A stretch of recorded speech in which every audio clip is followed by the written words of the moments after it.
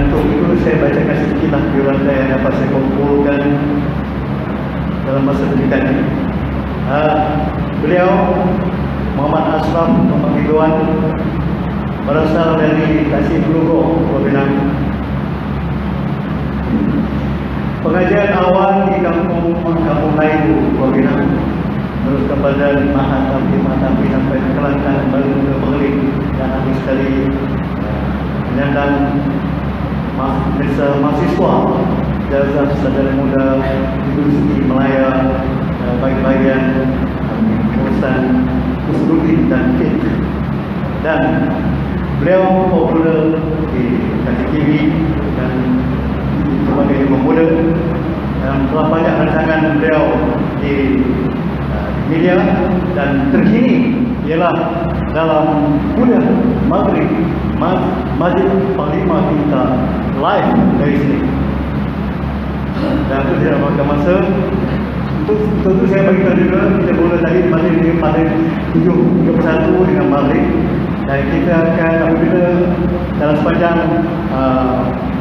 Ustaz Ashraf menyampaikan tentang tazkirah, apabila isyarat Maghrib berbunyi, kita akan adakan azan Maghrib. Kalau ke azan, lepas tu disediakan untuk Ustaz Ashraf sambung semula. Kuranglah tambah 10 minit ke menit kurang besar. Itu sejalan dengan masa seperti mana kita dijanjikan. Janji itu malam ini kita bersama dengan kuliah Al-Fadhil Ustaz Ashraf Maghrib Presiden.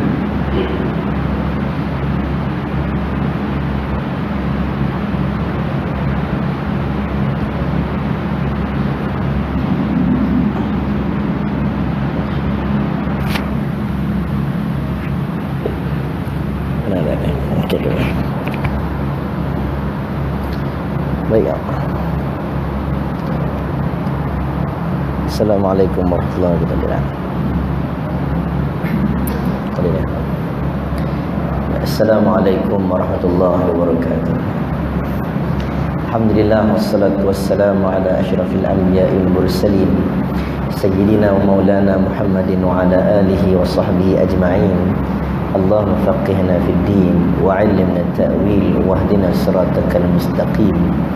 Allahumma arina al-haqqa haqqan warzuqna ittiba'ah wa arina al-batila batila warzuqna ijtinabah. Rabbi shrah li sadri wa yassir li amri wahlul 'uqdatam min lisani yafqahu qawli. Qala Allah ta'ala, a'udzu billahi minasyaitonir rajim. Ya ayyuhalladzina amanu إذا قيل لكم تفسحوا في المجالس فافسحوا يفسح الله لكم وإذا قيل انشزوا فانشزوا يرفع الله الذين آمنوا منكم والذين أوتوا العلم درجات. صدق الله العظيم. Terima kasih saya ucapkan kepada Al-Fadhil dan pengurusi majlis dan imam dan pengurusi masjid Panglima Kinta. Dia ada nama Arab dia ke nama apa-apa masjid ni? Masjid Panglima Kinta ya. Lijutan kuasa masjid, hadirin, hadirat, muslimin dan muslimat yang dirahmati Allah sekalian. Alhamdulillah. Semoga Allah rahmati semua orang ahli qaryah pada malam ni, dan kita harapkan ada manfaat sedikit sebanyak kita duduk pada malam ini dalam satu sunnah yang besar. Sunnah ini intizarus salat qabla waqtus salat, menunggu salat sebelum masuknya waktu salat. Dia satu sunnah, menunggu salat sebelum masuk waktu salat, satu sunnah. Ilmu ini dia ada dua, satu bitta'allum dengan mengaji, tengok kau kita. Ada satu lagi ilmu ini dengan bitajribah, pengalaman. Jadi kita ini ada ketikanya dengan pengalaman kita tahu. Orang yang mengaji ilmu perubatan Islam, dia akan tahu ruqyah. Ya'radu alayya riqakum la ba'sa birriqa ma lam takun syirkan. Orang ruqyah ni dia baca dekat ayat sunnah. Orang sakit baca sapu, dia lebih banyak terdedah dengan tajribah, pengalaman. Sebab itu Al-Imam Malik rahimahullah, bila dia berubat, dia pernah hantar kasut dia. Dia bagi kasut atau halogen dengan bagi kasut. Ada sebahagian ulama menggunakan kayu rotan, dia ketuk-ketuk cara berubat. Ada sebahagian yang membaca ruqyah mungkin dengan gaya tangannya, dia buat gaya tangan dia begitu. Ada sebahagian menepuk-nepuk orang. Ini tajribah, pengalaman masing-masing. Yang paling penting apa yang diruqyahkan, yang dibaca.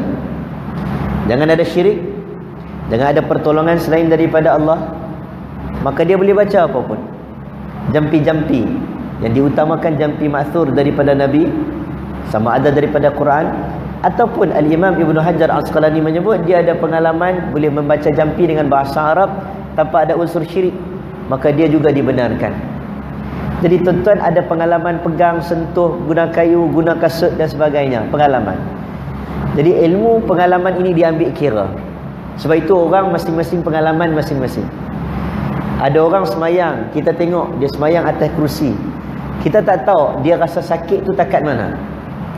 Dia sendiri tahu dia tak boleh rokok ke, dia tak boleh sujud, ataupun dia tak boleh berdiri. Kita tak tahu dia sakit tu tara mana. Yang tahu dia sakit sulsul baul. Ada orang bila dia datang ke tempat solat, Allahu Akbar, tiba-tiba dia berasa macam nak terkencing. Kemudian bila dia cek lepas daripada solat, tak biasa berlaku. Dia cek lepas solat, dia pergi toilet, tengok-tengok memang ada kesan najis. Maka dia kena bersihkan benda tu dan i'adatus salah, mengulangi salat. Tapi bagi orang yang ada pengalaman, dia tahu dia sulsul bau. Kalau aku tiap-tiap hari aku kena ulang lah solat aku kalau macam ni. Jadi dia dibenarkan oleh ulama orang sulsul bau ni, kencing tak lawas ni, dibenarkan oleh ulama untuk dia pergi sebelum ambil wuduk, dia bersihkan, kemudian dia ambil wuduk, dia datang ke tempat solat. Lepas dia tempat solat, dia Allahu Akbar, dia solat. Dia tak perlu dia periksa lepas tu ada kesan najis ataupun tidak. Dan kalau dia balik dia periksa sekalipun, dia tak perlu mengulangi, kerana dia kena pastikan dia dah bersih sebelum daripada dia ambil wuduk dan solat. Ini pengalaman. Jadi salah satu pengalaman yang kita ambil kira pada malam ni tuan-tuan, pengalaman, ilmu pengalaman ni, pengalaman orang lama bergabung dengan mungkin pengalaman orang yang pernah jalan jauh, pengalaman dengan orang yang ada dalam bidang tersebut. Ada orang bidang hadis, orang syariah mungkin tak pengalaman menerusi iman ilmu-ilmu hadis. Ada orang hadis dia tak berapa selok-belok ilmu usul fiqh. Ada orang ilmu tafsir dia mungkin tak alim sikit dalam bab-bab ilmu ini. Hormat orang, pengalaman. Dan salah satu pengalaman yang baik di kalangan ulama menyebut pada malam-malam hari ataupun pada siang-siang hari sekalipun, kalau kita amalkan sunnah ini, Allah boleh datangkan ilham. Dan mereka selalu dapat ilham. Apa sunnah dia? Sunnah waktu buat apa? Menunggu solat sebelum masuknya waktu solat. Ini kata ulama boleh mendatangkan ilham. Tentang orang buat bisnes, ada orang berniaga, ni orang Perak ni, orang kaya-kaya buat bisnes niaga, nak ilham. Orang kerja telekom nak ilham, nak ilham. Allah boleh bagi ilham, salah satu dengan intizar salah. Baik tuan-tuan, malam ni alhamdulillah, tuan-tuan tahu tak tajuk apa malam ni? Lepas semua tahu tak tajuk apa? Tak tahu? Yang tahu apa-apa ada yang tahu? Oh, ada yang tahu noh. Saya batul, bismillah.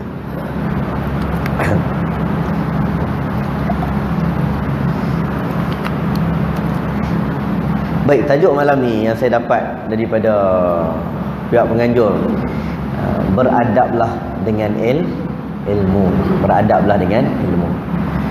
Dia ada macam-macam. Menuntut ilmu kena ada adab, satu hal. Beradab dengan orang ada ilmu, satu hal. Menuntut ilmu, dia kena mementingkan ilmu adab melebihi ilmu fiqh pun satu hal.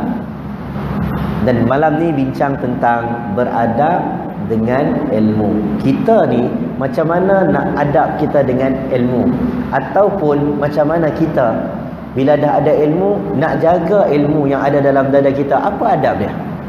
Tuan-tuan hadirin dan hadirat, muslimin muslimat dirahmati Allah sekalian. Hari ini malam ni saya datang ke sini.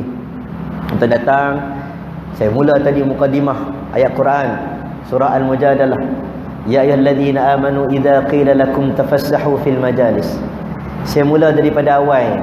Sebab biasanya bila majlis ilmu orang selalu baca ayat Quran, yarfa'illahu alladzina amanu minkum walladzina utul ilma darajat.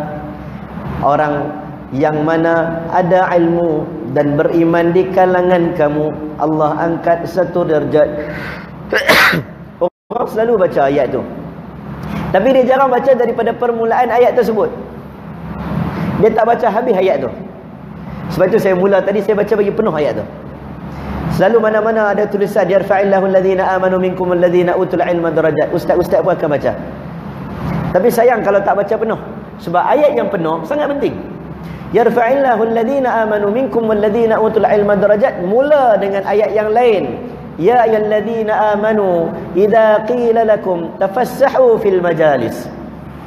Ayat ini turun, dia mula dengan ya ayyuhalladzina amanu, wahai orang beriman, bila ada orang minta izin kepada kamu, minta ruang untuk masuk, terutama ayat ini ruang ketika mana kamu nak mengaji ilmu, minta lapangkan ruang, maka berilah ruang kepadanya. Ayat ni dia nak cerita sebelum mengaji, ilmu adab kena lepas dulu. Subhanallah. Ayat ini diajak sebelum mengaji adab dulu. Sebab itu tokoh-tokoh dulu, Abdullah bin Mubarak contohnya. Contoh Abdullah bin Mubarak ni orang kenal dia. Alim, dia bersin, dia sebut alhamdulillah. Daripada masjid ni orang pakat duk tunggu nak doa kat dia. Dia ulama yang terkenal dengan adab. Dia kata aku mengaji adab 30 tahun baru aku mengaji ilmu. Orang soleh ni Abdullah bin Mubarak, kalau siapa baca cerita dia akan kenal ayahnya Mubarak. Ayahnya yang tak pernah makan, duduk dekat ladang apple, tak pernah makan satu biji apple pun. Sehingga dia jamu tetamu ayah dia, jamu-jamu rupanya apple tu masam. Majikan pun marah, kenapa engkau ni tak reti ke, dah jadi supervisor, tak tahu buah mana sedap, buah mana tak sedap. Lalu ayah dia bagi tahu, aku ni tahu grade A, grade B dari sudut rupa, rasa tak tahu. Sebab tak pernah rasa walaupun dah kerja hampir berpuluh tahun. Tuan terkejut, yang semua tetamu terkejut. Sebab tuan-tuan, satu ladang ada ribu-ribu apple, takkan sebiji tak pernah rasa. Warak tak pernah rasa. Kita duduk kat pejabat, habis dah duit pejabat. Dengan Facebooknya, dengan internetnya, dengan stapler, dengan macam-macam, dengan photostat tu tak kira lah. Warak sebiji pun tak makan. Orang tanya Abu Mubarak, kenapa engkau tak nak makan walaupun sebiji? Dia sebut, aku teringin anak aku ada adab, ada akhlak. Orang yang jamu anak dia makanan dengan tak baik, dengan syubhah, lahirlah anak-anak yang penuh dengan tidak adab. Lahirlah Abdullah bin Mubarak ini. Siapa mengaji hadis, siapa mengaji tafsir, tak kenal Abdullah bin Mubarak, dia tidak mengaji Quran dan hadis. Itu siapa mengaji ilmu agama, dia tak kenal Abdullah bin Mubarak ni, kira dia belum mengaji lah. Orang warak tu saya sebut, dia bersin, orang pakat nak doa kat dia. Ulama ni orang suka pergi minta doa. Nonton doa, ulama ni ada adab. Sebagian kata, ada sahabat saya bagi tahu, ustaz lah, dia kata 3 lah ni. Dulu 2, kalau jumpa ulama minta 2. Sekarang minta 3 benda. 1, jumpa ulama minta nasihat. Jumpa yang minta nasihat. Nombor 2, minta doa kalau jumpa. Kalau tak ada 2 benda ini, maka diam. Sebab kalau kamu diam, kamu nampak adab dia. Bila tengok belajar adab dia, dia diam pun ada haibah. Satu lagi apa dia yang ustaz tu sambung, dia jawab kat saya, dulu minta 2, sekarang minta 3. Satu lagi minta selfie. Orang hari ni lah tuan-tuan, dia suka tangkap gambar kenangan. Kita pun seronok dapat ulama datang, seronok tangkap gambar dengan dia. Seronok kan? Walaupun ada ketikanya tuan-tuan kena tengoklah juga, kadang dia tak selesa, kita hormat dia. Dia tak larat, kita hormat dia. Almarhum saya ingat lagi, arwah rumah saya Bangi, Tuan Guru Harundin, rumah dia dekat lah Darussyifa. Kami orang Bangi ni tak salam pun tidak. Lepas dia salat, nak salam pun tidak. Bukan tak mau salam, sebab bila ada program malam tu kuliah dia, ramai orang pakat berebut salam. Kadang kita tengok dia tak larat, tapi dia paksa diri untuk salam. Dia tak larat dah, tapi dia paksa diri. Dia tak nak bagi orang duka cita, orang main jauh-jauh dengan kuliah, tiba-tiba tak salam. Tapi kita tengok dia tak larat dah. Dia punya style. Jadi kita pun tak tagak gambar lah dengan dia. Bukan tak nak salam, kalau jumpa selisih salam lah. Cuma bila nampak ramai, kita hormat dia. Jadi 3 benda yang saya sebut tadi tu. Ulama nama Abdullah bin Mubarak ni, orang selalu jumpa dia minta doa dengan dia. Ustaz, orang selalu minta doa. Minta doa. Kan? Jadi bila dia bersin, dia sebut Alhamdulillah. Orang yang selalu doa untuk kita, anak murid tak sabar pula nak doa untuk Tok Guru. Anak murid nak doa kat Tok Guru, dia nampak macam pelik. Sebab Tok Guru tak pernah lah minta, tolong doa kat aku, Ustaz. Jarang. Walaupun boleh, akhirnya dia sebut Alhamdulillah. Dijawab Yarhamkallah. Disebut dalam Risalatul Mustarsyirin, Yarhamkallah yang dijawab oleh anak murid dia. Bergema satu masjid sampai ke pasar dengar. Sebab orang sayang untuk tunggu bilalah kami nak doa kat dia. Yang Abdullah bin Mubarak dia kata apa tuan-tuan? 30 tahun dia menuntut ilmu. Dia ambil 30 tahun untuk ilmu adab. Barulah namanya ilmu fiqh yang dia belajar Quran dan hadis. Jadi malam ni tafassahu fil majalis, beri ruang kepada orang, adalah salah satu daripada adab. Wa idza qila syuzu fanshuzu yarfa'illahu alladhina amanu minkum walladhina utul ilma darajat. Bila ada orang datang, kamu ada ruang untuk berdiri, bagi dia duduk, bagi dia duduk. Ayat ini dia ada asbabun nuzul dia. Cerita bila mana Nabi ni tuan-tuan, pada musim Nabi duduk lepas perang Badar, Nabi ada buat majlis di satu tempat, ruang ahli sufah. Masjid zaman Nabi ni tuan-tuan, masjid dia simple. Dengan pelepah tamar, dengan batang pohon kurma, simple. Tapi satu benda yang orang respect dengan Nabi, dia ada ruang ahli sufah. Ahli sufah ni apa? Orang terberhenti, orang tak boleh terputus hubungan, orang rasa susah dalam perjalanan, dia berhenti, dia tak ada duit, dia terpaksa musafir, berhenti. Ada ruang Nabi. Maksudnya Nabi ni CSR dah buat daripada dulu lagi. Nabi suka duduk kat ruang tu. Satu hari Nabi duduk, ruang tu sempit. Ketika Nabi duduk ruang tu, Nabi nak mengumumkan, nak isytihar orang-orang ahli Badar, nak muliakan ahli Badar. Tiba-tiba yang datang depan Nabi ni bukan di kalangan ahli Badar. Ahli Badar datang terkemudian. Antaranya Thabit bin Qais, sahabat Nabi. Muqatil menyebut bahawa bila dia datang, Muqatil bin Hibban, dia datang, dia kata nampak waktu itu ada orang ahli Badar. Bila Nabi nak muliakan mereka, Nabi nak cerita tentang mereka, Nabi nak anugerahkan mereka dengan puji-pujian, tiba-tiba mereka berdiri. Yang duduk depan ni yang bukan ahli Badar. Waktu tu Nabi pernah sebut sebelum ni, kamu dilarang untuk langkah paha-paha orang. Tentu kalau datang kuliah, datang Jumaat, kita kena duduk rapat ke depan. Duduk rapat ke depan Jumaat, supaya bila orang masuk dalam masjid, orang tak boleh langkah, sebab ada larangan langkah bahu-bahu orang. Jadi bila dia tak masuk, jadi masjid lagi penuh kat luar. Akhirnya dia terpaksa juga langkah, sebab ada ruang-ruang kosong. Jadi kita datang awal, kita penuh ke depan. Jadi dalam kuliah Nabi, sahabat Nabi ramai duduk depan. Mereka suka duduk depan Nabi. Tambah-tambah pula mereka ni sahabat Nabi. Nabi ni barakah. Nabi ni air liur Nabi pun, sahabat Nabi tunggu depan muka Nabi supaya air liur Nabi tersembur dekat muka mereka. Air liur Nabi ni barakah. Tentu kalau nak air liur saya mendekat sikit. Tapi tak ada berkah lah. Orang tak buat kat Umar, orang tak buat kat Abu Bakar, orang tak buat pergi ambil air liur Abu Bakar, Umar. Tapi Nabi ada. Nabi special case. Bila mana mereka duduk kat depan, datanglah sahabat Nabi di belakang. Al-Quran pun turun kepada Nabi sallallahu alaihi wasallam. Ya ayyuhalladzina amanu idza qila lakum, dalam majlis ilmu, bila mana ada orang yang mulia. Dia tuan-tuan, dalam agama kita ini ada orang yang dianggap mulia, ada orang yang kurang sikit. Mesti kena ada, mesti ada darjatnya. Tuan-tuan, ada Tok Imam, lain macam kita hormat Tok Imam kan. Dia ada pengerusi masjid, lain macam kita hormat. Orang ada datuk, orang ada Tan Sri, hormat kedudukan dia. Kita yang ada kedudukan datuk, Tan Sri, doktor, imam muda ke, kita kena ada tawaduk. Bila mana Nabi menyebut la tusayyiduni, jangan duk sayyid-sayyid. Contoh tawaduk Nabi. Jangan doktor-doktor, jangan datuk-datuk, tak payah. Kan? Panggil abai cukup. Contoh. Tapi bila mana orang bawah kena panggil Nabi, jangan panggil macam member-member Nabi.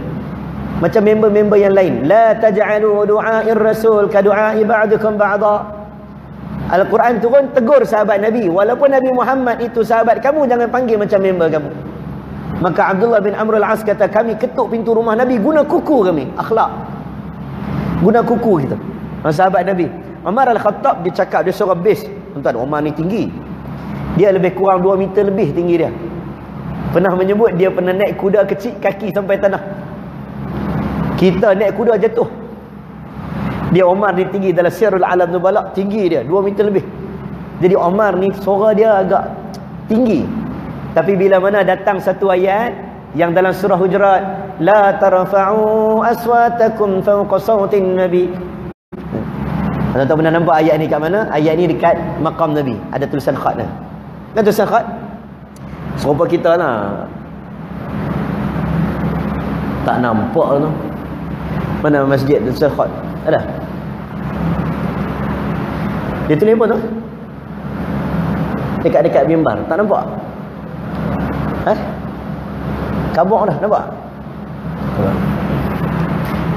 Tu ni jam. Jam masjid. Mana-mana jam masjid kita pergi, ayat ni lah yang ada. Betul? Betul tak? Innas salata kanat 'alal mu'minina kitaban mawquta. Sesungguhnya salat diwajibkan bagi kamu pada waktu yang telah ditetapkan. Mana jam masjid semua ayat ni? Tonton pi mana-mana tiang masjid, kadang-kadang dia punya ayat tu ada kaitan dengan suasana. Masjid kadang orang tulis innama ya'muru masajidallah. Tonton pergi makam sahabat Nabi, tonton pergi Jordan, Lencung, sampai di Medan Mu'tah, tempat kubur yang mulia, sahabat Nabi yang mulia, antaranya 3 panglima, Ja'far bin Abi Talib, Abdullah bin Rawahah, Zaid bin Harithah, yang mati bukan main tuan-tuan, mati dalam keadaan syahid yang ya Allah subhanallah. Siapa yang baca kisah dia, saya bawa orang istro, bawa pergi sana, cameraman tuan-tuan, sebelum nak turun tu dia tanya siapa dia mereka ni. Kita pun cerita lah, bila kita cerita benda ni tuan-tuan nak banding dengan kita ni tak boleh banding lah. Kita ni debu pun tak layak untuk mereka. Berapa puluh kesantikaman kena Kak Ja'far bin Abi Talib. Potong tangan kanan, pegang bendera, kepit, pegang tangan kanan, tangan kiri dah terpotong, potong tangan kanan ni, dua-dua terpotong, kepit celah ketiak, orang tetak tangan, kepit belah sini pula, jatuh. Mula-mula waktu dia pegang tangan kiri tu jatuh tangan dia, dia turun daripada kuda, dia angkat bendera, dia lupa nak ambil tangan dia. Subhanallah. Ini sahabat Nabi. Jadi bila kita sampai dekat makam, dia tulis innallaha ashtara minal mu'minina anfusahum wa amwalahum bi anna lahumul jannah. Sesungguhnya Allah jual beli dengan mereka. Allah jual beli apa? Allah nak minta kepada mereka nyawa mereka untuk bagi syurga, mereka bagi. Sebab tu tuan-tuan pergi makam Nabi, ya ayyuhalladzina amanu la tarfa'u aswatakum fawqa sautin nabi. Sahabat Nabi waktu itu semua tak tinggi suara. Orang sebut Umar yang suaranya kasar, suaranya kuat. Lepas daripada turun ayat itu, bila dia cakap, seringkali Nabi akan tanya, Umar, ulang balik apa yang kau cakap. Maksudnya pelan terus, punya hormat. Dan benda ini ada dalam adab-adab, sama dalam adab menuntut ilmu. Kita akan jumpa macam mana para sahabat Nabi itu sahabat Nabi. Macam mana kisah Imam Syafi'i rahimahullah, anak muridnya Rabi'. Siapa baca kitab Al-Um, Imam Syafi'i ada kitab Al-Um, dia tak karang secara penuh, yang karangnya anak murid dia Rabi' bin Sulaiman. Rabi' ni tuan-tuan, dia kata, aku ni kalau aku tengah minum, Imam Syafi'i tengok, aku letak cawan, segan tengok. Dia punya hormat Tok Guru ni, bila minum Tok Guru tengok segan. Macam kita lah dulu tuan-tuan, orang tua-tua dulu, ayah tak makan, orang rumah tak sentuh. Tok Wan kita dulu, Tok Wan tak sentuh nasi, hak nenek tu dia pun tak makan lagi. Ayah tak minum, cucu takkan minum dulu, tunggu Tok Wan sentuh dulu. Hari ni Tok Wan duduk ke bulak, cucu makan dulu. Itu balik dah, adab dulu nah. Allahu Akbar, subhanallah, adab, hormat. Dia minum, dia kata, aku tidak akan minum apabila Imam Syafi'i melihat aku. Adab. Cakap pelan-pelan, jangan tinggi suara. Imam Syafi'i kata, aku duduk dengan Imam Malik rahimahullah, maka aku akan, bila nak buka kertas ni, orang dulu kertas dia bukan macam kita besar-besar ni, dia buku kitab dulu besar-besar. Tu alim tu, pergi mana pun dia buka kertas, aku buka dengan perlahan, takut mengganggu pengajian Imam Malik rahimahullah. Subhanallah, subhanallah. Ini ulama-ulama dulu, Allah berkat. Ramai orang tuan-tuan alim, tapi tak semua nama kekal. Sebab tu orang boleh sebut, kalau ikut ilmu mazhab, ada sebahagian menyebut Sufyan Ats-Tsauri, Auza'i lebih alim daripada Imam Syafi'i, Imam Malik dan sebagainya. Tapi kenapa Allah kekalkan nama 4 mazhab ni? Mesti ada sebab dengan adab dan tawajuh mereka. Allah kekal sampai akhir zaman, orang ingat nama-nama yang besar ni. Ingat sampai sekarang. Ramai orang alim meninggal, tetapi ada kitab-kitab yang kekal. Ada kitab yang hilang, namun ada kitab yang kekal panjang. Barakah, barakah. Jadi tuan-tuan datang pada malam ni, bila sebut tentang para ulama, bila sebut tentang adab, maka kita akan nampak banyak ilmu, banyak benda. Imam Abu Hanifah kata, aku akan membaca hikayatul ulama, membaca kisah-kisah ulama. Aku mula baca kisah ulama, baru aku baca kisah fiqh mereka, kitab hukum hakam mereka. Waktu tu aku akan jumpa adab-adab, dan adab ini membawa aku lebih dekat dengan ilmu. Siapa yang ada ilmu tak ada adab, maka hancurlah agama. Siapa ada ilmu tak ada adab, hancur agama. Siapa ada adab tak ada ilmu, agama masih boleh selamat. Apa maksud dia? Kalau dia ada adab, dia tahu ada benda yang dia tak boleh cakap, dia tak cakap. Tapi tuan-tuan, kalau ada orang ada ilmu, dia tidak ada adab, dia sampaikan ilmu dalam keadaan mendatangkan kebencian, habis orang. Mendatangkan satu benda yang tak sesuai, habis orang. Maka sebab itulah kita belajar adab pada hari ini, insya-Allah. Baik, pertama kali dalam belajar adab ialah kita kena perbetulkan niat. First kali. Yang tu paling penting, paling penting. Inilah pesan untuk anak-anak muda hari ini.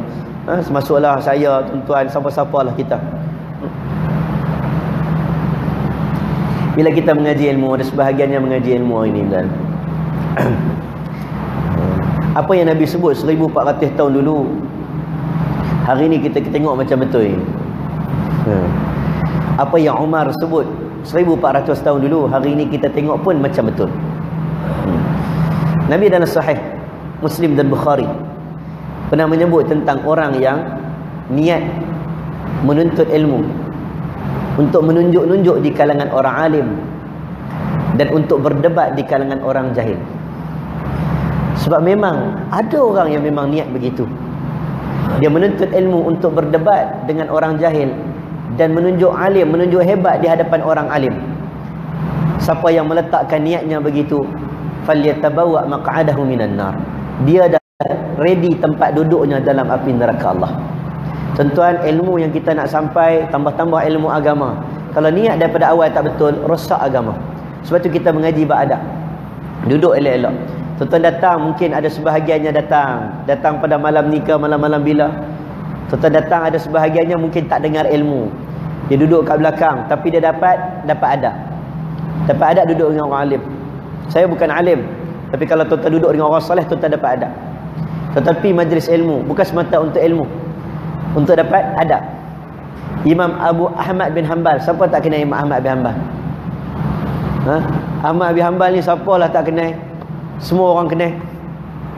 Ahmad bin Hanbal ni, orang datang kuliah dia 5,000 orang. Kita macam malam ni ada kat 10,000 lebih kurang ya, termasuk tak main 5,000. Subhanallah, 5,000 orang datang. Zaman tak ada mikrofon. Tuan-tuan, disebutkan dalam kitab oleh Imam Ibn Abdul Bar bahawa bila dia mengajak 5,000 orang, 500 saja yang mencatat hadis. Yang betul-betul nak mengaji 500 orang yang duduk depan tu. Baki lebih 4,500 mereka datang untuk melihat kain jubah Ahmad bin Hanbal. Dia bagi isyarah mubalaghah dia tu, maksudnya bukan nak tengok kain jubah. Mereka datang untuk melihat adab Ahmad bin Hanbal, akhlak Ahmad bin Hanbal. Sebab itu ada kisah yang masyhur dalam Manaqib Imam Baihaqi, ada pernah menceritakan bahawa ni istighfar, bila dia bincang tentang kelebihan istighfar. Hasanul Basri bila bincang tentang kelebihan istighfar, dia bawa kisah Ahmad bin Hanbal.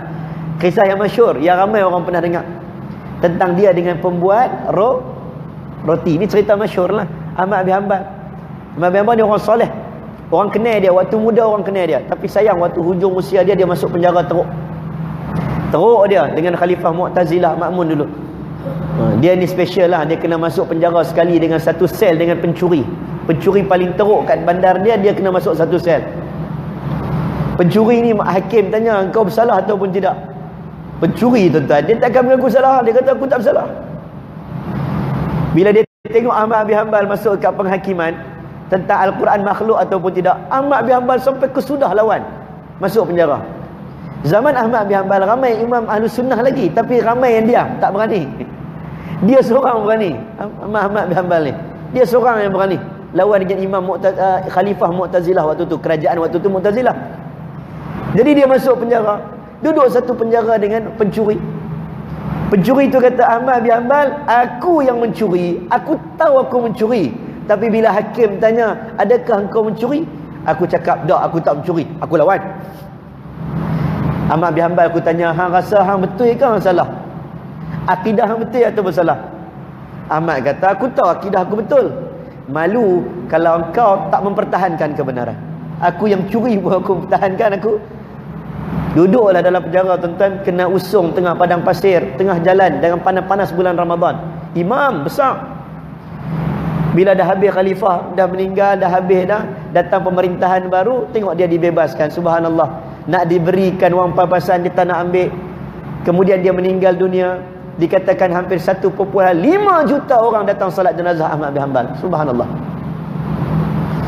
Kita nak meninggal tuan-tuan Masjid Nabawi, nak meninggal Masjid Nabawi ni bukan senang.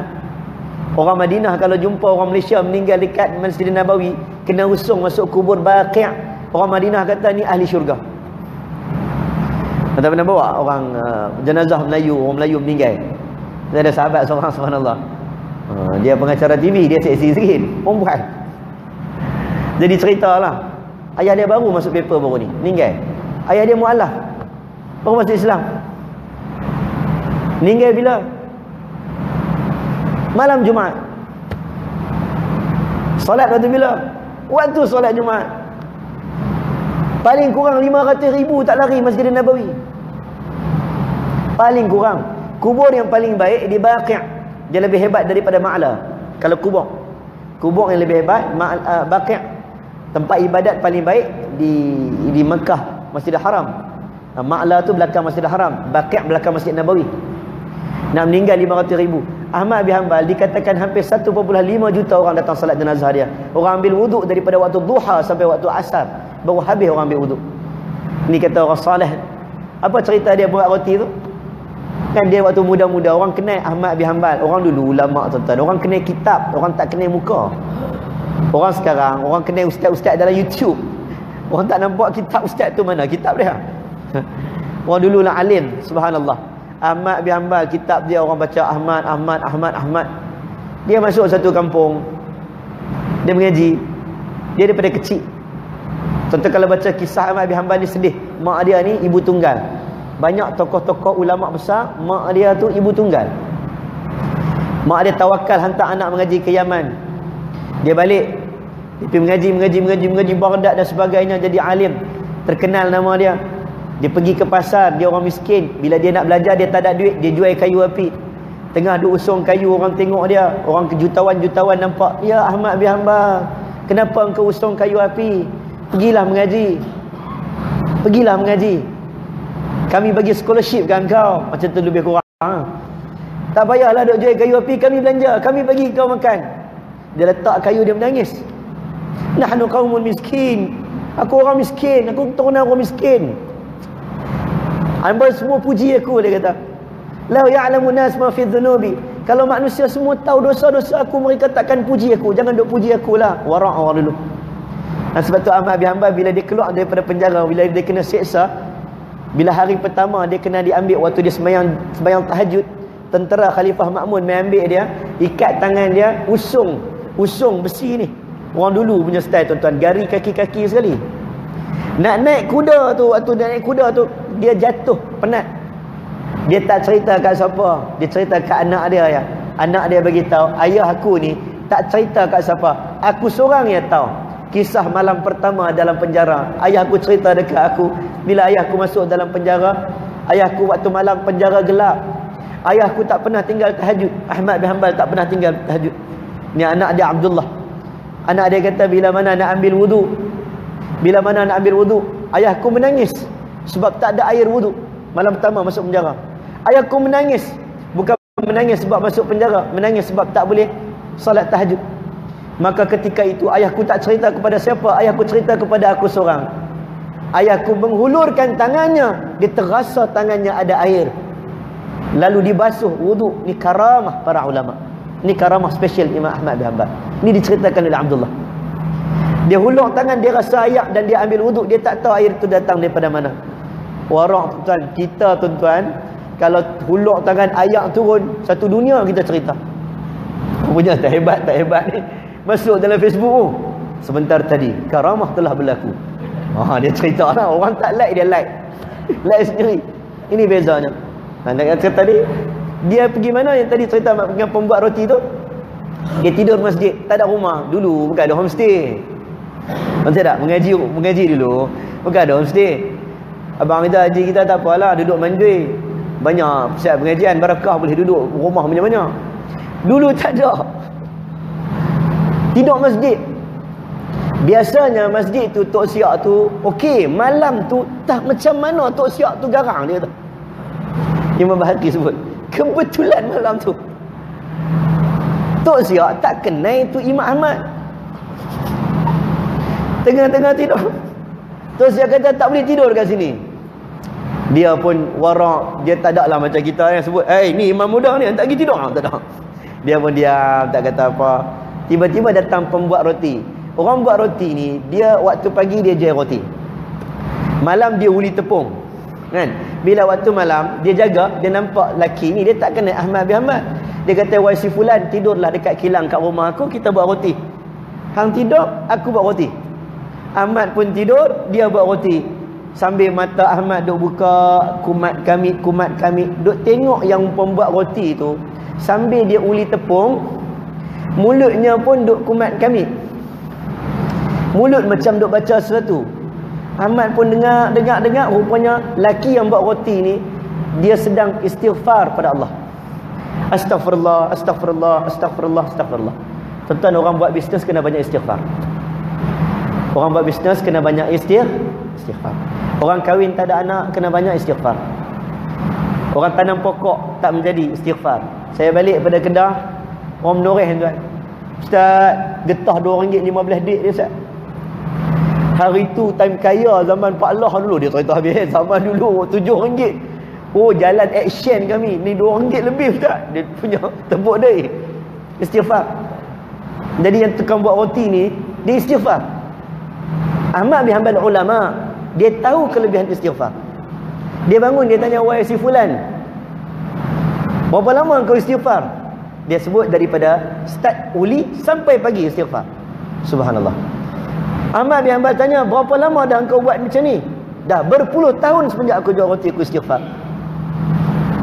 Ahmad bin Hanbal, dia alim. Dia tahu orang yang istiqamah dengan satu amalan yang baik ni, yang sunnah ni, mesti Allah bagi satu benda yang special ke dia.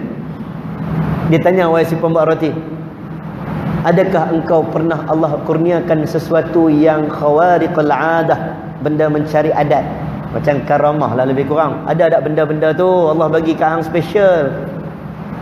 Laki pembuat roti kata, aku pun tak tahulah ini special tak special, tapi ada satu kelebihan aku, belum sempat aku tadah tangan minta hajat ke Allah, Allah sentiasa perkenankan hajat aku.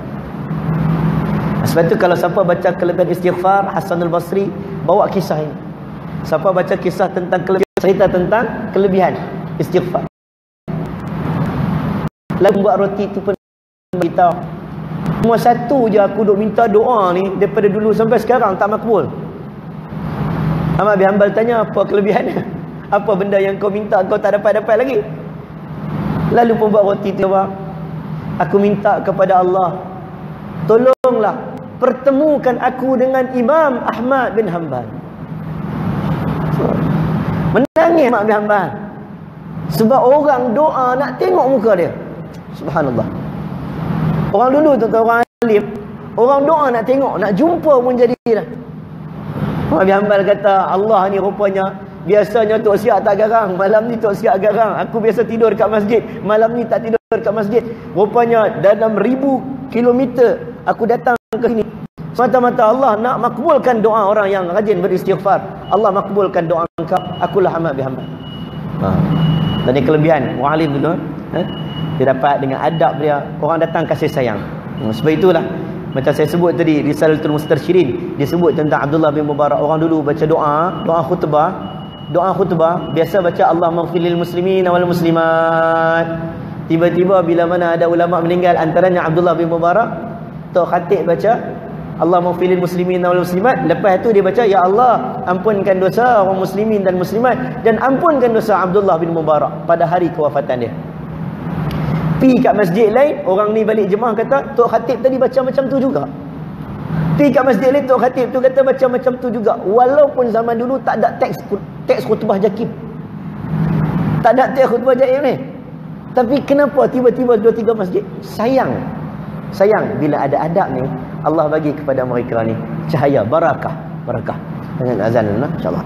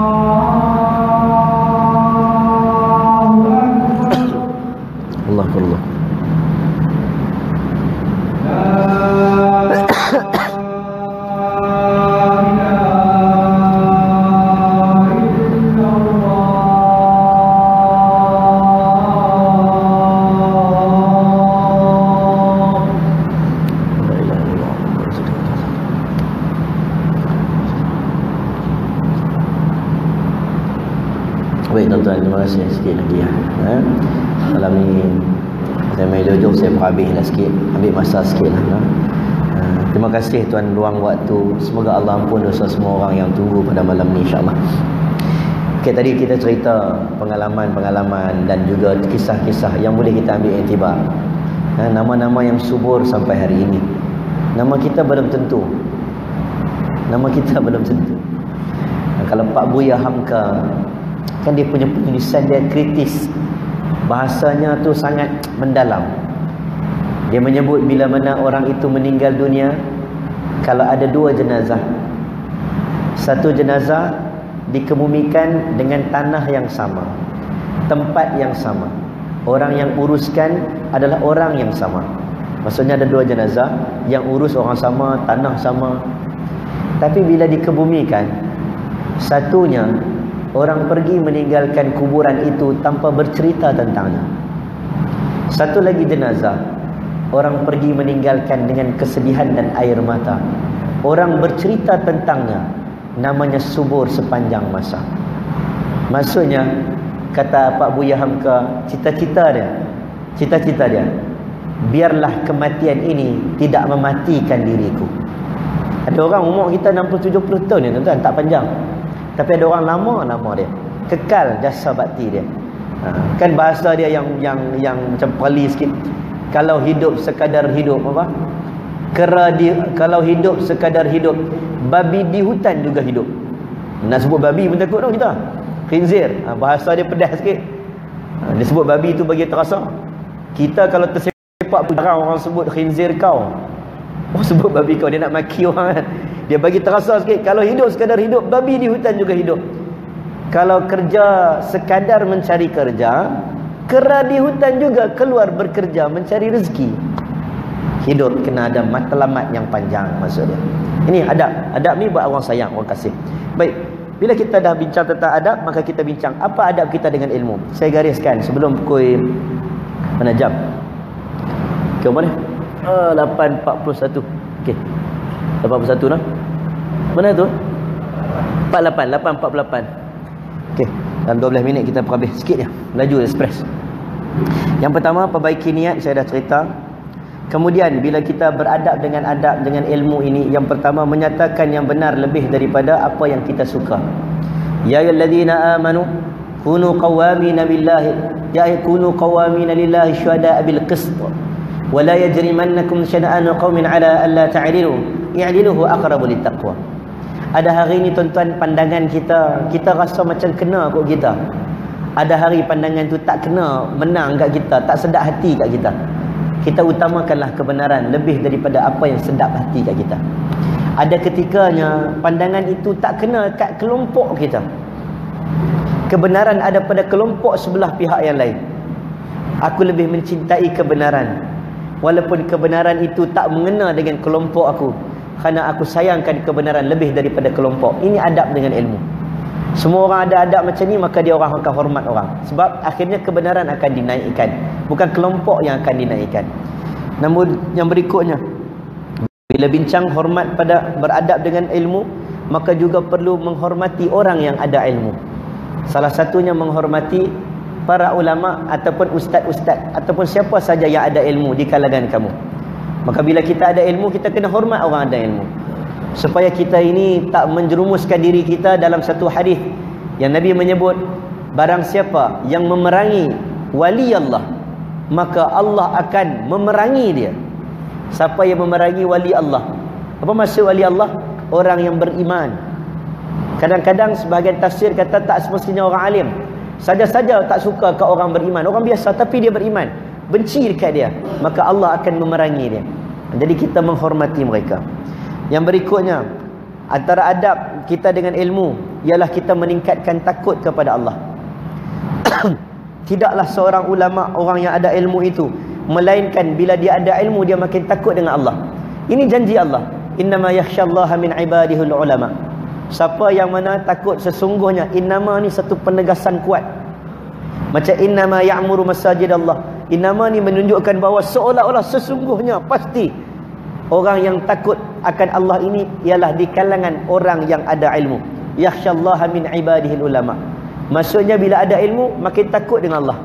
Siapa makin ada ilmu, makin tak takut dengan Allah, ada masalah dengan diri dia, ada masalah dengan ilmu dia. Boleh jadi bukan ilmu itu yang dia dapat, tetapi istidraj yang dia dapat. Istidraj ni apa dia? Allah bagi kepada dia nampak cerdik, nampak pandai, tapi Allah bagi kepadanya untuk menghina dia di hari akhirat. Dia rasa seronok, dia rasa cerdik, rasa pandai. Serta pernah dengar perkataan ya'ti fi akhir zaman dajjalun al-kadzabun. Kalau disebut dajjalun, dia tak sama dengan al-masih ad-dajjal. Al-masih ad-dajjal ialah dajjal tu, yang seorang tu, yang dekat dahi tu ada kafara, mata sebelah tertutup dengan isi, yang tu dajjal tu. Tapi kalau dajjalun al-kadzabun, dia bukan al-masih dajjal. Dia menunjukkan bahawa jamak plural, orang-orang dajjal yang banyak, iaitu orang yang ada ilmu tetapi dia berdusta. Dia suka putar belit, akhirnya orang tertipu dengan ilmunya. Maka kena takut akan Allah, baru dia berhati-hati. Yang berikutnya, orang yang nak beradab dengan ilmu, dia kena berani untuk mengatakan tidak tahu. Mengatakan tidak tahu. Wallahu a'lam, la adri. Ibnu Abbas menyebut, siapa yang boleh menyebut wallahu a'lam, dia adalah orang alim. Saya ustaz, orang tanya, tak semua boleh jawab. Tuan-tuan dah dengar dalam Sinar FM tu, nampak live tu pun kami tapih. Terus terang cakap lah, BP orang kata bohong, pergi buka rahsia buat apa, buka pergi lah. 5 minit sebelum kita call, dan kita akan rujuk. Bukan rujuk sikit-sikit, saya akan pilih jawapan yang ada dalam fatwa ya. Jawapan yang ilmu ma'lum bid-darurah, ilmu yang semua orang boleh jawab. Nasihat ulama, jumpa 2-3 orang mufti, 2-3 orang mufti, selalu nasihat yang selama yang mereka ucapkan. Saya jumpa dengan antaranya lah, ada 2-3 orang, antaranya Dr. Zulkifli Bakri. Dia jumpa kita, dia tanya, kita tanya dia, ustaz nasihatlah saya, doktor nasihat. Dia pun sebut, kurangkan fatwa, banyakkan targhib wa tarhib. Targhib wa tarhib ni apa dia? Suruh orang buat baik, tinggal buat benda jahat. Benda ni bukan hukum, kerana para ulama terdahulu mereka meninggalkan fatwa, mereka tak berani. Imam Malik rahimahullah 40 lebih soalan ditanya, hanya 2 yang dijawab.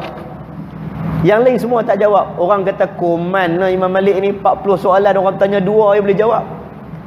Tapi Imam Malik tuan-tuan, dia tak koman, warak. Tuan-tuan boleh dengar Abu Hurairah hampir 4,000 hadis, Aisyah hampir 4,000 ke 5,000 hadis, Abdullah bin Amr al-As sampai 3,000 hadis, Anas bin Malik hampir 3,000 hadis, Abu Bakar tak sampai 100 hadis, Umar tak sampai 1,000 hadis yang riwayatkan. Orang tanya, bukan ke Abu Bakar dekat dengan Nabi? Tawaduk, wara'. Orang tanya dia tentang solat jamak, aku tak tahu, pergi tanya Abu Hurairah. Akhir tak lekatlah nama dia sebagai perawi. Wara', tawaduk. Tawaduk untuk cakap tak tahu ni. Cakaplah tak tahu kalau tak tahu. Jangan gila kita orang ustaz tu, tanya semua nak jawab. Tak, saya pun kalau tak tahu tak jawab lah.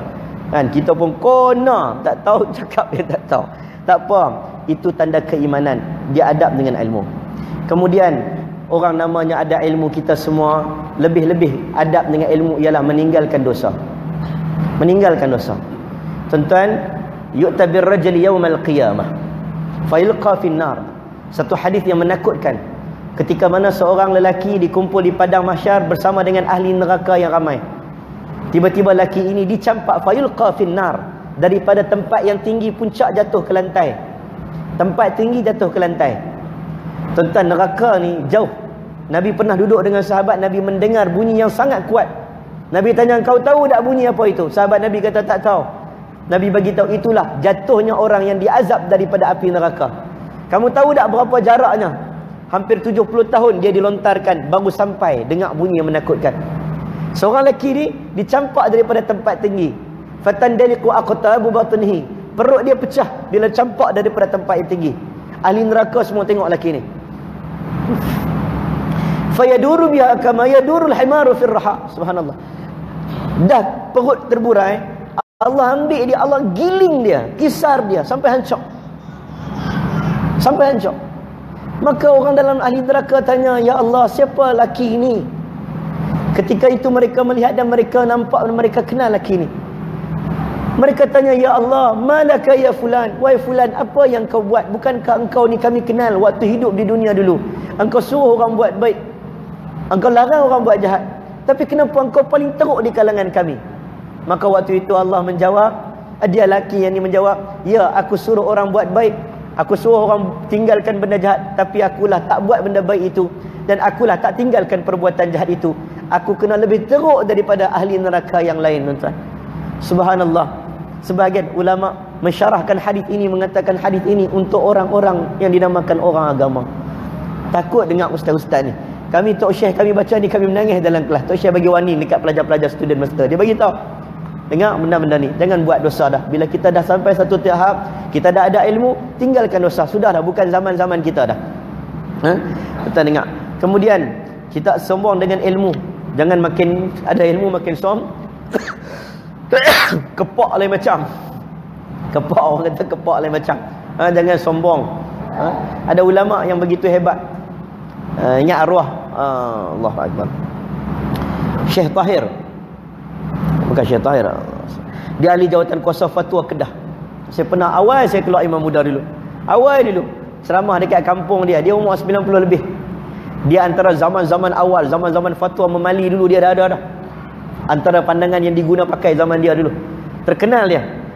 Kan? Tapi dia warak. Dia tak jadi ahli majlis fatwa dah. Kedah. Dia duduk kat depan. Tuan-tuan, kita nak ceramah, dia duduk kat depan. Macam tuan-tuan yang saya nampak ada ustaz, saya pun segan. Segan ni tuan-tuan. Tapi kalau tak ceramah, bila nak habis? Kan? Tapi dia duduk depan. Semua kita ceramah lah dekat Kedah. Syekh Badruddin Mufti Kedah duduk depan. Allah, tak jadi ceramah. Macam mana nak ceramah? Syekh duduk depan. Tapi dia pun duduk diam. Dia rasa tengok kita tak selesai, dia keluar. Dr. Zul, bila saya ceramah, dia duduk depan. Dia tengok kita tak selesai, dia keluar. Dia tak nak ganggu. Ini nama Syekh ni, habis solat, tiba-tiba dia duduk jumpa kita, dia salam. Orang semua jumpa, kita pun tanya, ada silap tak? Syekh ada silap tak?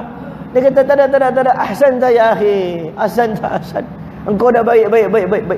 Habis ceramah dah nak balik dah, tiba-tiba anak dia pegang dia main kat tingkap kereta, dia ketuk. Dia kata tadi antar sebut sesuatu benda yang silap, tarbiyah. Tak ada wazan, nama tarbiyah ya. Dia tidak ada syaddah di situ. Tak apa, benda ni bukan ada kaitan dengan agama pun, dia bahasa Arab ya. Tak rosak agama pun, dia kata. Tuan-tuan, saya menangis time tu juga. Sebab apa menangis? Sebab dia tu alim besar. Kalau dia tegur kita depan-depan, tak jatuh haibah kita, tak jatuh. Budak tadika tegur kita malu, tuan. Tapi kalau ulama besar tegur, siapa nak malu? Tapi dia memilih untuk menegur di kereta. Subhanallah, akhlak dia tak kepak. Macam orang tua-tua sebut, ikut resmi padi, jangan ikut lalang. Makin ada ilmu, makin berisi, makin tunduk ke bumi. Dan berikutnya, tidak menyembunyikan ilmu. Ada ilmu, sampaikan. Tuan-tuan, jangan simpan ilmu. Sampaikan. Ada ilmu, jangan simpan. Sampaikan. Cuma tengok, jangan lebih pada batas yang sepatutnya. Kalau kita rasa tak pasti, jangan kita sampaikan. Ada adab dia. Yang mana ilmu yang semua orang tahu, kita rajin sampaikan. Terutama berkaitan targhib wa tarhib, iaitu galakan untuk buat baik dan ancaman kepada buat benda jahat. Itu lebih banyak daripada fatwa. Fatwa maksudnya hukum hakam. Baik, menyatakan dari siapa benda ini datang, itu pun adab. Pandangan ni siapa dia sebut? Adab. Jangan kadang-kadang kita buat macam serupa kita, menurut pandangan saya. Padahal pandangan itu daripada syekh mana ke? Hormat. Itu tidak berdusta atas nama sesiapa. Dia nakal menurut qaul al-Imam Ibn Hajar Asqalani, padahal tak pernah buat. Masya-Allah, subhanallah. Kalaulah dengan Nabi tak boleh, man kadzaba alayya muta'ammidan falyatabawa maq'adahu minan nar. Nabi tak boleh kita tipu atas nama Nabi. Besar dosa dia. Kita tipu atas nama orang lain pun tak boleh. Nabi lagi besar dosa. Sama macam kita tipu atas nama ulama. Imam ni tak pernah sebut, imam ni tak pernah sebut, kita kata imam ni sebut. Bahaya tuan-tuan. Sebab orang kadang tak percaya dengan kita. Bila kita sebut imam ni sebut, orang percaya. Jadi jangan dusta atas nama siapa yang kita quote nama dia, nakal nama dia. Kemudian bila orang ada ilmu, pasti dia menghormati segala apa yang kaitan dengan ilmu. Apa dia? Termasuklah kitab-kitab. Kitab-kitab ilmu ni kita kena hormat. Ulama dulu dia tidak akan tidur menghadap dengan arah kitab. Tidak akan tidur menghadap ke arah kitab. Subhanallah. Dia sangat jaga kitab-kitab. Kita pun kena jaga adab. Kitab-kitab ni kena jaga. Dia ada ilmu, ada barakah dia. Ada barakah. Ada kitab-kitab dah habis.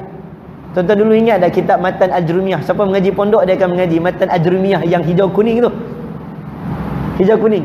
Kalau baca sejarah penulis dia, siapa dia? Macam mana dia buat? Apa yang dia buat? Habis dia karang kitab, dia buang kitab ni dalam sungai. Ya Allah, kalau aku benar aku karang kitab ni hanya kerana Allah, bukan kerana nama, engkau kekalkan kitab ini. Kekal kitab tu, tak jadi apa. Barakah ni ini karamah ni tuan-tuan, para ulama. Kita hanya nampak benda jalan tak kena hujan. Yang tu ya. Buh minyak ayam. Buh minyak berpuluh ton pakai kereta, tak payah buh minyak lagi. Orang selalu nampak tu. Pada karamah para ulama lebih pada itu. Kitab yang boleh dikarang berpuluh jilid, itu karamah lebih besar daripada karamah jalan hujan tak kena. Itu lebih karamah.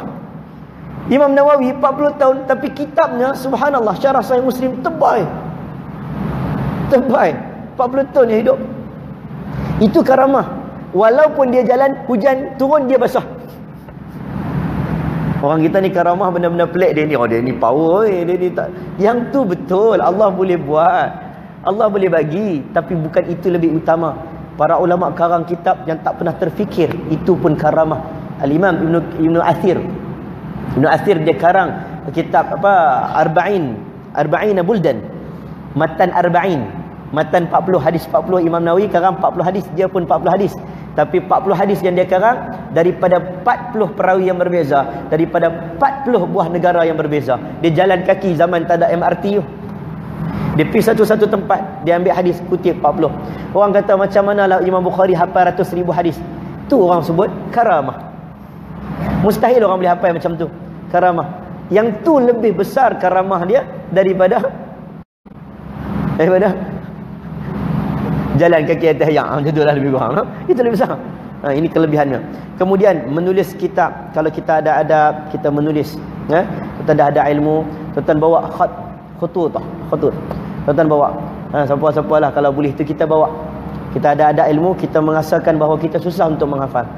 Kita merasakan diri kita susah untuk menghafal, boleh kita bawa. Itu lebih bagus, lebih baiklah. Tapi kalau tuan-tuan dah hafal kuat, tak apalah, nak main masjid, nak bawa buku semua, Allah tak ada masalah. Ustaz, kami pada jauh ni nak main, lepas ni nak makan banggil pula apa kan. Jadi tak main, tak apalah. Tapi kalau kita ada pengajian, kalau kita rasa nak bawa, itu lebih bagus, lebih baik. Dan yang terakhir, adabul ikhtilaf. Bila ada ilmu, kena adab untuk berbeza di sini. Beza di sini, tidak turun ke sini. Hari ini kita beza di sini, turun ke sini. Subhanallah. Beza. Ada orang mazhab ni, ada orang mazhab ni, ada orang pandangan ni, biasalah. Beza di sini, tapi tak turun ke sini. Kena ingat banyak kali. Tak semua orang akan sama. Tak semua orang akan sama pandangan. Cuma kita cuba raikan. Saya bagi simple lah. Ada benda boleh rai, ada benda tak boleh rai. Ada benda yang dipanggil khilaf mu'tabar, ada khilaf tak mu'tabar. Contoh, ada orang angkat tangan. Nabi kata sallu kama ra'aitumuni usalli. Maka sahabat Nabi melihat Nabi salat. Ada sahabat Nabi nampak Nabi angkat, diriwayatkan Nabi angkat separas dengan telinga. Ada sahabat Nabi nampak telinga tu bermaksud jari ni dekat bawah telinga. Ada sebahagian faham telinga itu hujung jari ni bawah telinga. Ada sebahagian nampak macam Nabi angkat paras dada. Jadi ada yang angkat sini, ada yang angkat sini, ada yang angkat sini. Semua hadis sahih. Maka mana yang paling tepat, boleh amalkan, kita pun lapang dada. Ada ulama meriwayatkan hadis daripada sahabat Nabi, yang mana sahabat Nabi nampak Nabi letak di atas dada macam ni. Katanya dada daripada atas kat ni dada. Ada sebahagian kata dada atas pusat dada. Mazhab Syafi'i. Ada mazhab Abu Hanifah di bawah pusat, depan dada. Tak ada masalah. Yang tak bolehnya, yang tak boleh kita kompromi, dia angkat tangan buah atas kepala. Yang ni mana punya mazhab tak boleh. Lepas mana? Dia pusing-pusing apa tangan dengan asreje kan, Pancasitara. Dia pusing tangan, yang tu tak boleh. Yang tu tak ada kompromi. Dia tu tak ada imam, mana-mana imam. Dia letak tangan dekat bau ke, dia letak tangan, itu tak ada khilaf. Ada khilaf boleh terima, ada khilaf tak boleh terima. Simple. Orang sapu kepala dekat atas sikit, orang sapu kepala semua. Al-ilsaq kan, dia famsahu birusikum, ba itu dibincangkan, birusikum, semua ke sikit. Ada mazhab kata separuh, kena sikit pun jadi. Ada sebahagian kata semua kena basuh. Bergaduh dekat India, berlaku pada zaman Abu Ala al-Maududi. Waktu tu zaman British tengah perang. British tengah perang, duk attack India orang Islam waktu tu. Apa jawab Abu Ala al-Maududi bila orang bergaduh nak sapu kat depan ke sapu kat belakang? Dia kata, "Hai, apa duk bergaduh lagi? Kalau British datang, potong kepala kamu. Di mana kamu nak sapu kepala?" Nampak tak? Dia orang tengok, dia kata ada benda yang boleh kita tolerate, tak apa, tak payah fikir sangat. Benda itu benda adabul ikhtilaf. Dan yang terakhir, jangan mengadu domba dengan sesama guru. Ini rajin. Jangan mengadu domba sama guru. Tidak sama ulama dengan ulama berdebat dengan orang biasa dengan ulama berdebat. Kena hormat. Syekh ini dia mengajak, dia kata, "Aku tidak bersetuju dengan itu, biasa. Cuma orang Melayu ni tak biasalah benda tu. Tapi orang Arab biasa. Humud dajjalun, dia itu dajjal." Kenapa dia kata macam tu? Sebab dia nak jaga agama. Dia rasa macam kawan tu cerita benda tipu, dia kata. Tapi orang bawah jangan, dia pun dajjal ustaz tu tak boleh. Tak sama. Ulama dengan ulama tak sama dengan anak murid dengan ulama. Ada bezanya. Di perdebatan antara mereka kita berdiam. Imam Zahabi sebut sahabat Nabi bertengkar pada zaman mereka dalam perang Jamal, perang Siffin. Ali dan Muawiyah punya isu.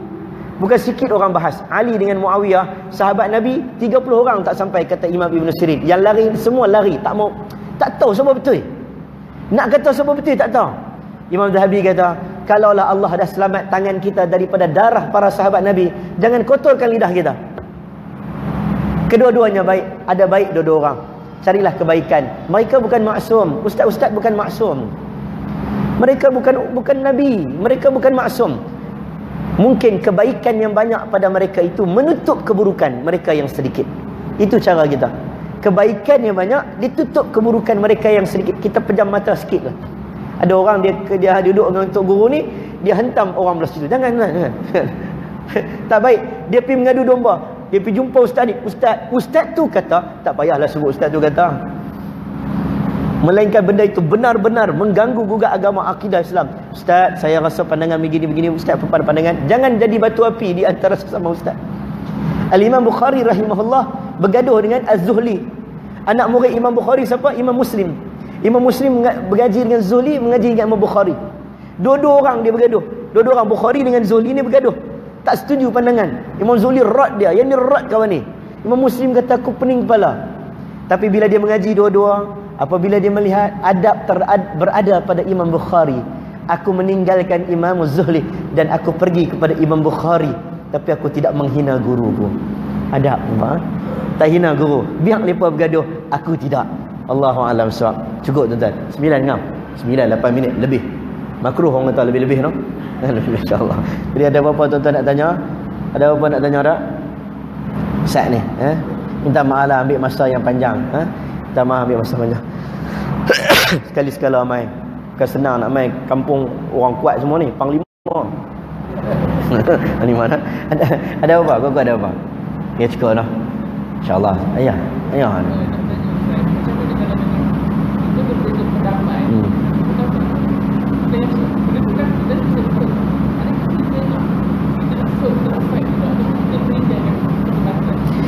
Boleh dalam suasana yang baik. Okay, abang kita tanya, ada pandangan yang kita nak firmkan pandangan tu. Jadi kita nak tanya, takut tanya aja masalah pula.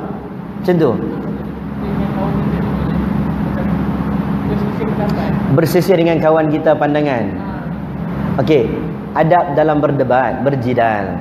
Okey, tuan-tuan, berjidal ni orang nampak macam buruk semua. Dia tak semua buruk. Wajadilhum billati hiya ahsan. Berjidal kena baik. Yang kita larang orang berdebat dalam keadaan bergaduh. Tuan-tuan, kita tak kenal sahabat, tak pernah kawan, tiba-tiba kita bergaduh, kita tengkak dalam pandangan, mesti tak selesa.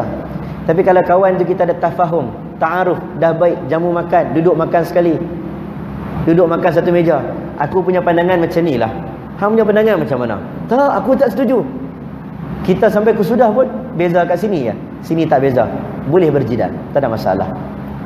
Tuan-tuan nak sampaikan ilmu, tuan-tuan tengok lagi 5 minit, bab ni panjang, bab ni kena huraian yang sangat luas. Tuan-tuan jangan duk jawab. Orang tanya soalan-soalan yang banyak khilaf dalam radio, nak jawab seminit, tuan-tuan jangan jawab. Jawab pilih soalan-soalan tak apa nak cerdik pun. Walaupun soalan yang nampak tak apa nak cerdik, daripada jawab soalan yang menimbulkan penghuraian yang panjang, kena hurai. Jadi macam tu juga dalam berjidal, dalam berdebat, kita nak hati-hati. Ada orang yang kita boleh berbincang, bincang secara ilmu. Contoh kita nak buat satu majlis, kita nak panggil seorang ustaz ni, kita tahu ada benda yang kita tak setuju dengan dia. Kita panggil ustaz, masjid ni begini-begini, ustaz sampaikan, kami nak ambil ilmu. Jangan risau ustaz, kami semua dah ready dah nak dengar apa pandangan ustaz tentang benda ni. Boleh? Tuan-tuan dengar, alladzina yastami'una al-qaul, sebab kita tak selamanya tuan-tuan, tak selamanya kita semua bodoh. Minta maaf sebut bahasa kasar. Tak selamanya yang duduk kat sini, ustaz jangan sebut lah semua kita tak faham. Tuan-tuan, tak semua orang tak faham. Ada yang memang dah cerdik dah hari ni. Sebab itu bila kita main kuliah, ada kuliah yang melibatkan skop kecil, skala kecil, 20 orang tertutup. Yang main semua mengaji-mengaji dah dan faham-faham dah. Kita nak cerita buat khilaf-khilaf yang pelik-pelik pun silakan. Sebab ada orang yang peringkat kita cakap A, B, B, C, C. Ustaz haram ke tak haram? Khilaf. Ustaz ni khilaf pula dah. Ada orang malas kan? Ustaz boleh tak boleh? Sebenarnya dia kena. Ustaz ni kona jauh pula dah. Boleh tak boleh? Setengah orang nak macam tu. Tapi ada orang tuan-tuan, memang ada peringkat dalam Quran sebut alladzina yastami'una al-qaul fayattabi'una ahsana. Ada orang cerdik satu peringkat, bila kamu sampaikan dakwah, dia memilih qaul-qaul, pandangan-pandangan. Dia pilih fayattabi'una ahsana, dia akan memilih yang paling baik.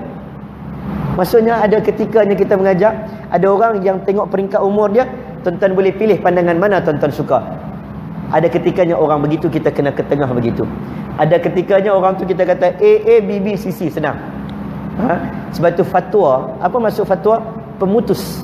Pemutus apa? Bila ada kata A, B, C, sedang. Fatwa Perak kata macam ni, habis, tak tegak. Tu fatwa tak keluar isu-isu. Solat wajib tak 5 waktu? Tak ada fatwa keluar sebab semua orang dah tahu. Berzina hukum haram pun tidak, fatwa tak keluar sebab semua orang dah tahu. Nah, semua orang dah tahu. Ada benda yang dikhilafkan, dibincangkan, dia orang keluarkan fatwa untuk memperjelaskan. Boleh tuan-tuan? Ya Allah alam sawab tu kalau tuan-tuan. Semoga Allah merahmati kita, Allah mengampunkan dosa kita, dosa saya dan dosa semua orang yang hadir pada malam ini. Terima kasih banyak-banyak luang waktu. Semoga Allah jadikan intizar salat qabla waktu salat, menunggu salat sebelum masuknya waktu salat pada hari ini, satu duduk yang baik. Inilah duduk Imam Syafi'i, inilah duduknya Imam Nawawi, inilah duduknya Imam Malik, inilah duduknya Imam Abu Hanifah. Barang siapa yang meniru cara-cara mereka, duduk-duduk mereka, man tashabbaha biqaumin fahuwa minhum. Semoga dengan duduk kita ini, kita akan bangkit dalam syurga Allah bersama dengan mereka yang bersabar ketika dalam majlis ilmu, insya-Allah. Yang baik datang pada Allah, yang lemahnya datang pada saya. Hakikatnya dua-duanya Allah punya kuasa. Allah lah yang memberikan segala-galanya. Terkasar bahasa, tergurui hati mana-mana pihak, minta ampun, minta maaf. Assalamualaikum warahmatullahi wabarakatuh.